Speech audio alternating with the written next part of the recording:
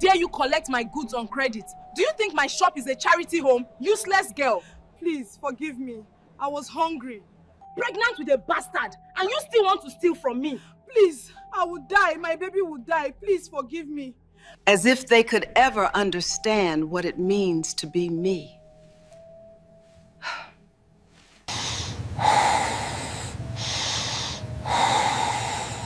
A hungry pregnant girl asked for food worth just 2,000 naira.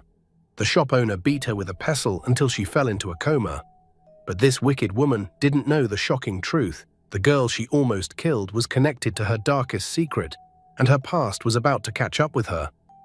Come, let me tell you this shocking story that will leave you speechless.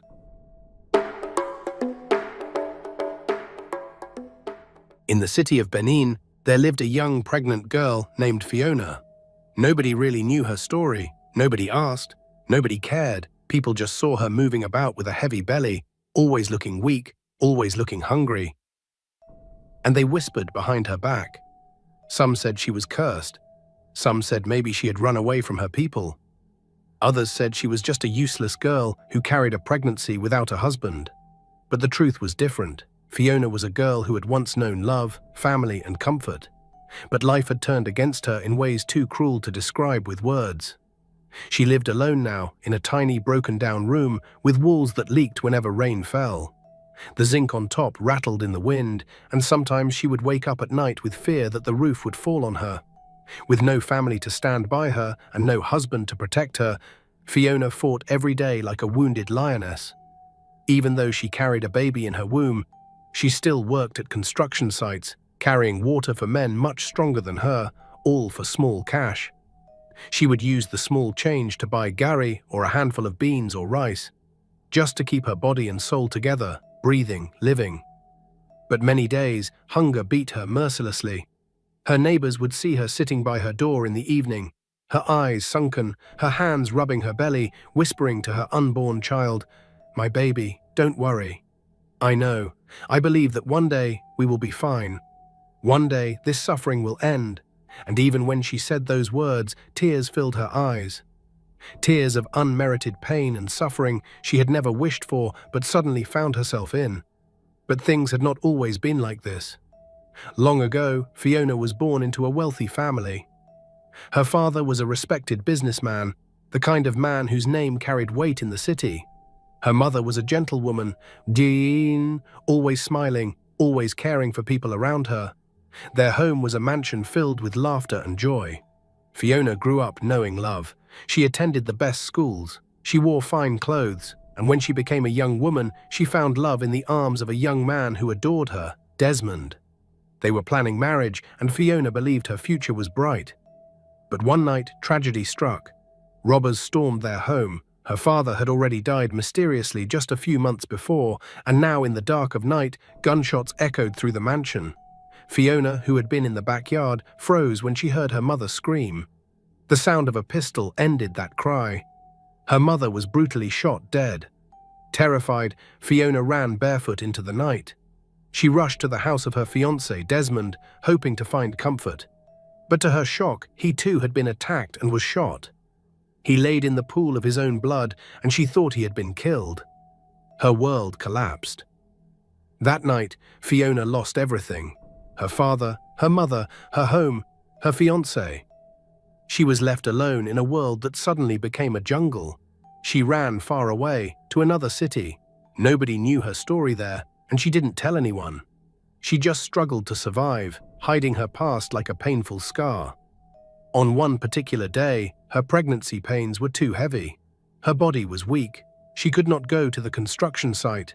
She had no money left, and her belly cried out for food.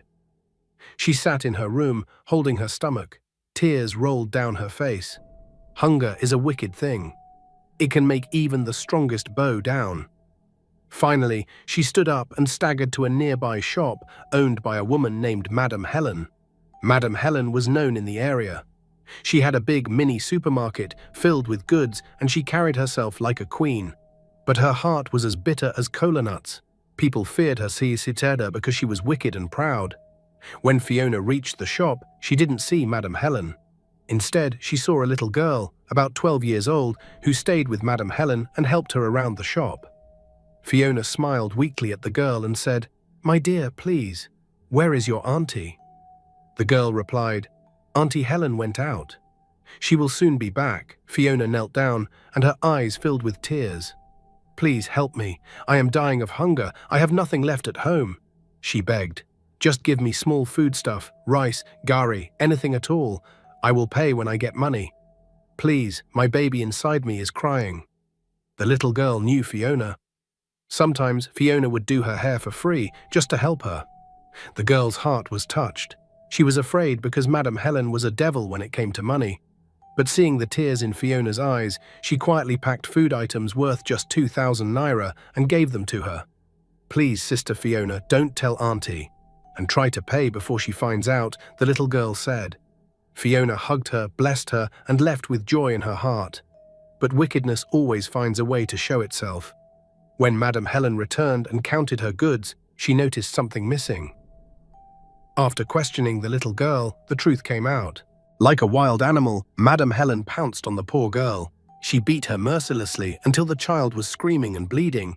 She even picked a pestle and broke the girl's head with it. Neighbors rushed in but could not stop her. She was like a demon possessed.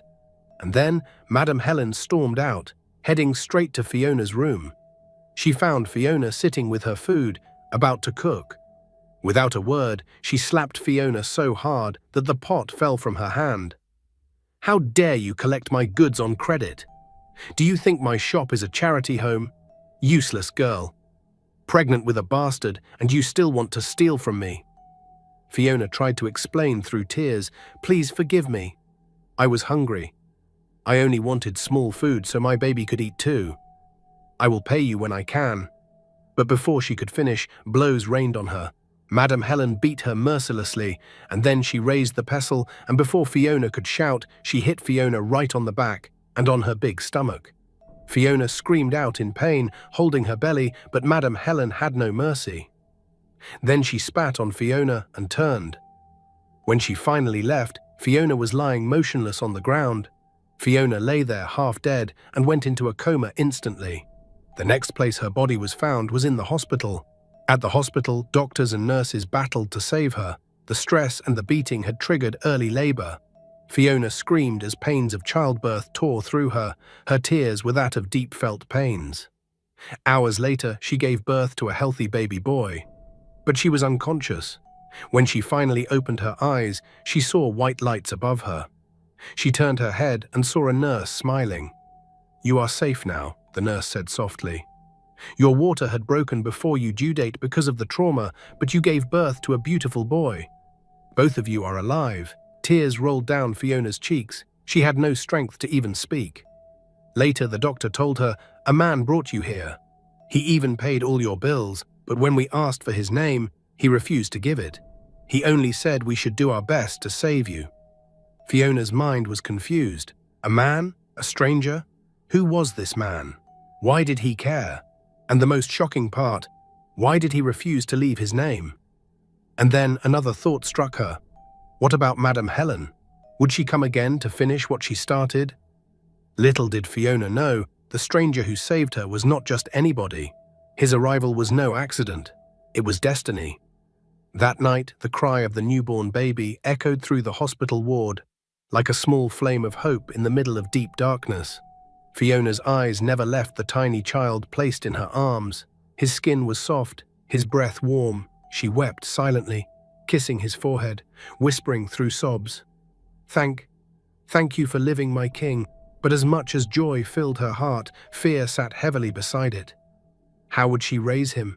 How would she even feed him when she could barely feed herself? It was only about going to collect small foodstuffs that landed her in the hospital. Those thoughts broke her even more, and she cried without control. Days passed slowly. Fiona regained some strength, though her body still bore bruises from Madame Helen's merciless beating. One morning, the nurse who had been attending to her sat down beside her bed. "My sister," she said softly, "I hope you don't mind me asking, but why was that woman so wicked to you? What really happened?" Fiona sighed deeply. Her voice trembled. "It was just hunger. I begged her girl for small food, only 2,000 naira worth, but Madam Helen, Treya, treated me like I was not even human. The nurse shook her head in pity. Some people fear God, others don't. But don't worry, the stranger who brought you here said something before he left. Fiona's eyes widened. What did he say? She asked, curious. He said he can't afford to lose you again. Fiona froze. Can't afford to lose me again, she stammered. Yes, the nurse replied. Those were his words. I asked him his name, but he only smiled and walked away.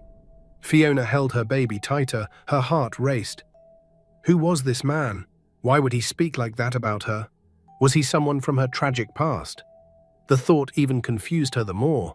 For sure, she remembered that everyone she'd ever loved had died mysteriously and not alive. She became even confused. Meanwhile, news of the beating spread quickly around the neighborhood. People whispered that Madam Helen was wicked and heartless to treat a pregnant girl like that because of ordinary 2,000 naira. But Madam Helen walked around boldly, pretending as if nothing had happened. She even told some customers, "Don't mind that useless girl. She is a liar and a thief. If I don't teach her a lesson, she will continue to disgrace herself." Some people believed her. Others shook their heads and muttered, "Her day is coming." But nobody knew how close that day really was. Back in the hospital, Fiona's mind kept traveling to the past. She remembered her father, the successful businessman who was killed brutally. She remembered her mother, a gentle, loving woman who was also bloodily killed that night. And then she remembered him, the man she had loved, her fiancé. He was caring, hard-working, always making her laugh. Together, they had dreamed of marriage, of building a family. But that dream had ended in blood too. Those memories haunted her like ghosts. Sometimes she asked herself, why did I survive when they all died? It was still a mystery, but as she looked at her newborn son, she whispered, maybe I survived for you. But something started to happen. Days later, Madam Helen began to notice something strange. Men she didn't recognize had started appearing around her shop. They would buy one or two things, then watch her closely. At night, she felt eyes following her. Once, she thought she saw someone standing across the street, but when she blinked, they disappeared. Her heart began to race. Could it be? She muttered to herself. No, nobody can trace me here. That matter died years ago. She was clearly hiding a secret that was far more grave than what anyone in that city had ever heard or known. And deep inside, she knew she had built her wealth on lies, deceit, and even blood, and sometimes the past does not stay buried. Still, she brushed off her fears, telling herself, I am untouchable. Who can fight me in this city? But destiny always comes for the wicked. At the right time, in the evening of the next day, the doctor who treated Fiona came to check on her. You are healing, he said, but you must take things easy. That beating nearly killed you and your baby. Be careful with that woman next time. Fiona nodded weakly, but her mind was still not at rest. The doctor looked at her baby and smiled. This child is strong. He came too early, yet he is healthy. It means God has a plan for him.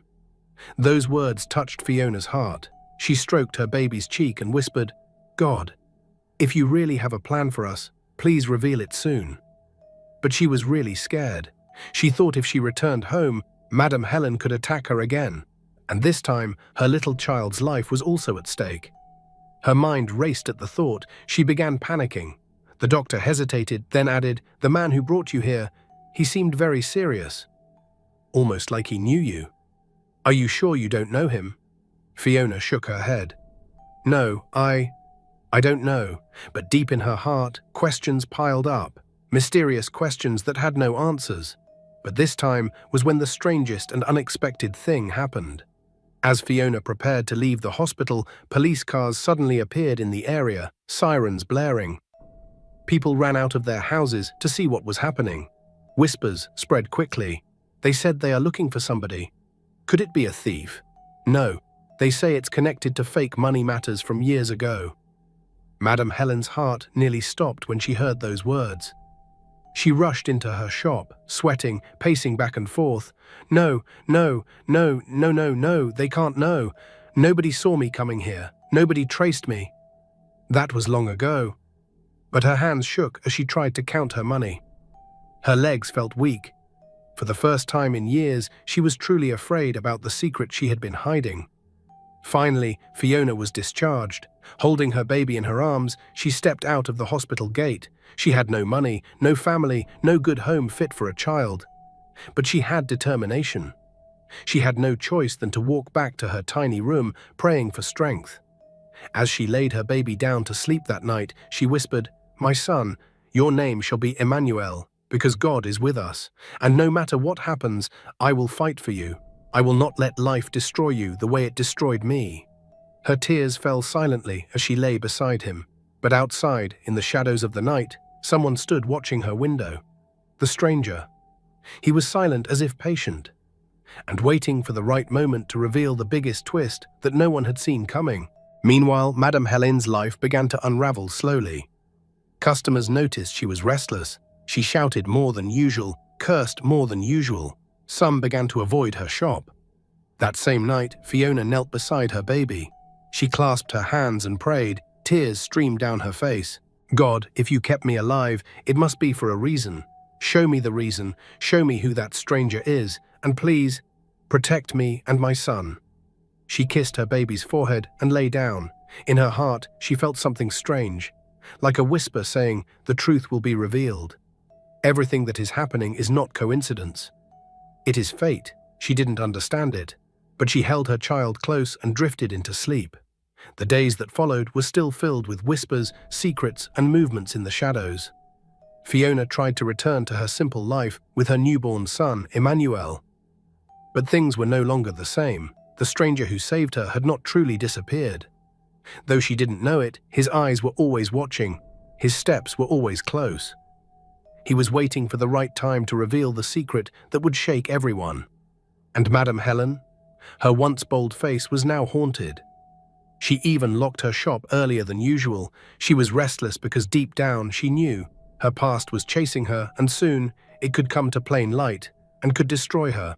Then one evening, as Fiona rocked her baby to sleep, there was a knock at her door. "Who is it?" she asked softly. But there was silence. Then slowly, the door opened. A tall man stepped inside. His face was hidden partly by the shadows. Fiona's heart skipped a beat. Panic took over her. When the man noticed her fear, he finally told her, "Don't be scared. I am the one who took you to the hospital."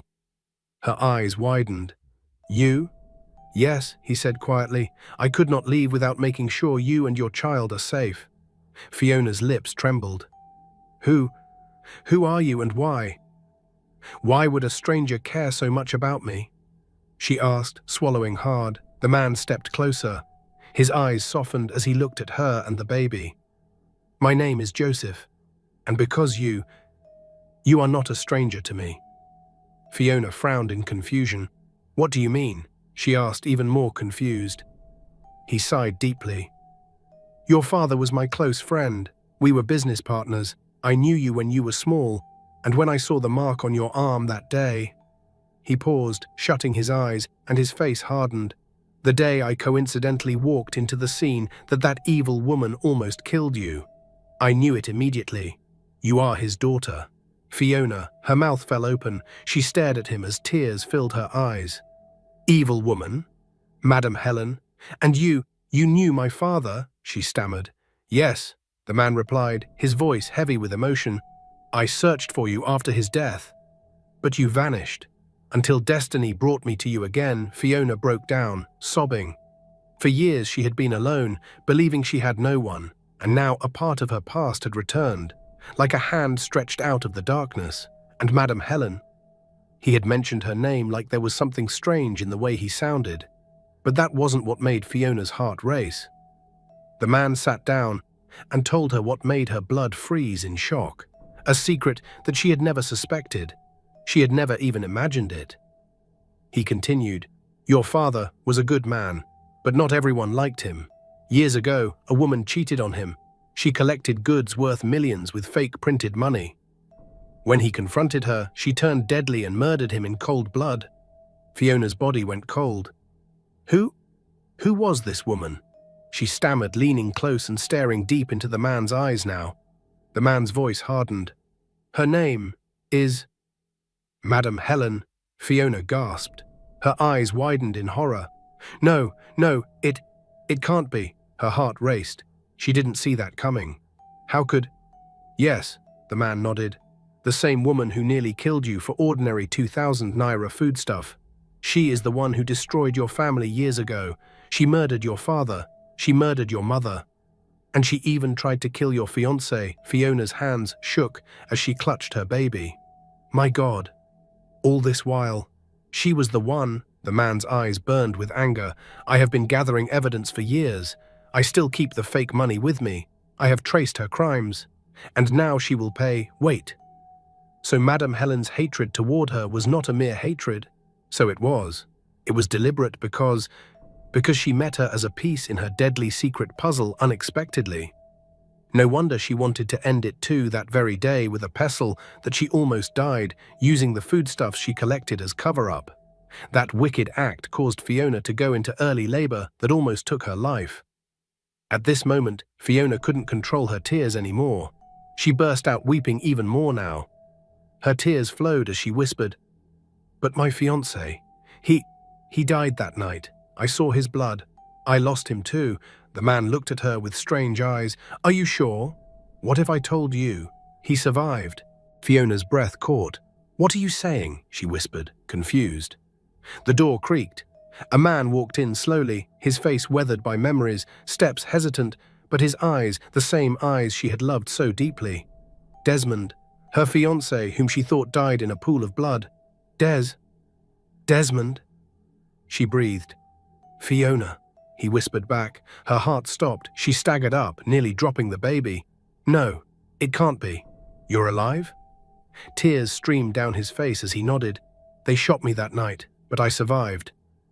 I went into hiding to trace the murderers. I've been searching for you, but couldn't come openly until I knew the truth. Now I know everything." Fiona cried out, rushing into his arms, sobbing. He kissed her forehead, their tears mixing. "All these years I thought I lost you. I suffered alone. Never again," he whispered. "I'm here. We have our son. We'll fight for justice." He looked at the baby, voice breaking. "My child, Daddy's here now." Fiona broke down completely, overwhelmed by years of suffering and the joy of his return. While joy filled Fiona's home, storm clouds gathered over Madam Helen. The next day, police surrounded her shop. She tried to run, but Mr. Joseph blocked her path. "No, Helen. Your time is up," he said coldly. She spat. "You think you can destroy me? I'm untouchable. Your crimes destroyed you." Joseph held up evidence, fake money from years ago. "This is what you used to cheat me and my friend before murdering him. You tried to kill his pregnant daughter, forcing early labor. I kept everything, searching for you. Now the law will finish what you started." Police moved in as Helen screamed like a wild animal. "You cannot take me. I built this with my blood." "No," Desmond said firmly. "You built it with blood that wasn't yours. Now you'll pay." Officers handcuffed and dragged her away. The neighborhood gathered, whispering. Some said, "Good for her." Others, "Wickedness finally found its punishment." At the station, more secrets emerged. Witnesses confessed. Evidence surfaced. Madam Helen had cheated Fiona's father, hired his killers, murdered Fiona's mother, and attempted to kill Desmond. She was accused of countless crimes against others over the years. The court sentenced her to life imprisonment. All properties were seized. Everything she'd built on lies was stripped away, and for the first time, Helen tasted the helplessness she'd forced on others. When Fiona heard the news, she wept, not from sorrow but release. Years of pain, confusion, and hunger were finally over. Truth had set her free. Mr. Joseph, her father's loyal friend, helped recover her father's business empire. "This belongs to you now. Your father would be proud." Fiona stood holding her son, her fiancé's hand in hers. She was no longer the helpless girl the world ignored. She was restored, made whole again. As weeks passed, people talked about the story throughout the city. But Fiona never boasted. She never forgot the hunger, pain, and suffering. Instead, she used her wealth to help widows, orphans, and the poor. Even the little girl Helen had nearly killed. She became a light to others, the kind she'd once prayed for in darkness. Meanwhile, Helen rotted in prison for life. Her downfall wasn't just legal judgment, it was destiny's verdict. Fate had led her straight to Fiona's path, where she fell into Karma's trap as Joseph and Desmond had been searching to make her pay for all her sins. Destiny never forgets. Fiona was remembered, Helen was caught. Now your turn. Ever met a Madam Helen? Someone who crushed innocents thinking they're untouchable? Where are you watching from? Tell me your location and what happened to that person. Did Karma find them? The burning question. Did Helen deserve life imprisonment or too harsh? Defend your answer. Lagos to London, New York to Nairobi. I want your city and opinion. If this grabbed your heart, subscribe to Roots of the African Tales for more Karma stories. Comment now. Your location plus Madam Helen's story. I'm reading everyone.